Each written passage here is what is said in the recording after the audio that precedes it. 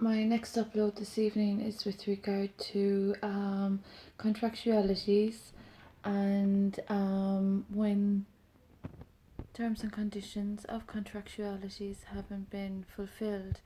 I think this is a bit of a relevant matter for women and children's rights when individuals get a little bit carried away with how they have a free hand to other people's belongings when their track records haven't been exactly impeccable. As I've mentioned, since 2017, the extent of spiritual cleansing that I've conducted has been quite arduous, and it has incurred a few physical injuries. But even to the present date, my experience of spiritual impropriety of a community or a collective, however they prefer to be described, has gone beyond the limit of toleration and is inexcusable.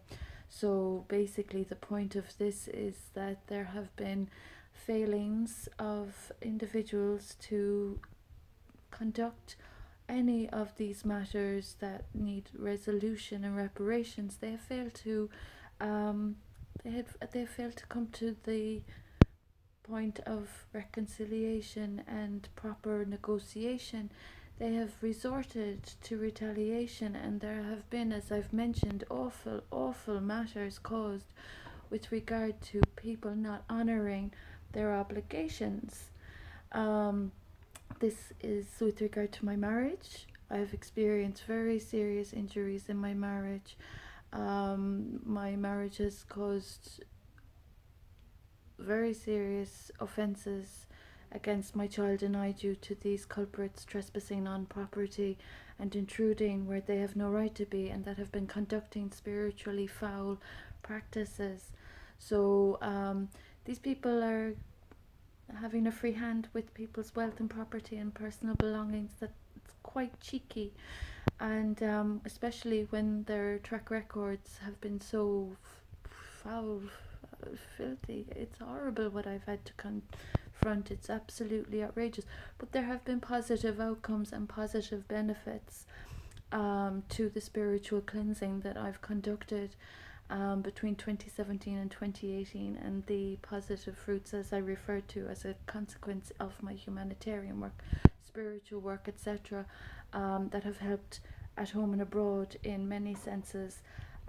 So the relevant agencies are all aware of the facts of these matters, but the other facts of these matters are that my rights are being disrespected, and there is proximity and privacy and such being violated by cheeky individuals that are not authoritarians or in a position of authority with regard to a private, qualified, professional recovery advocate, humanitarian, etc., as I keep reiterating. So these people have resorted to very foul offences and illegalities to attain from my personal property. They have ignored Regent's Law. They are ignoring all whistleblower protection laws. They have been absolutely outrageously shameless in the theft of my wealth and the damages to my child. Any respectable society that is fully aware of any harms to children's rights does not facilitate further offence. It is unforgivable. But these are the conditions and circumstances that these people work with.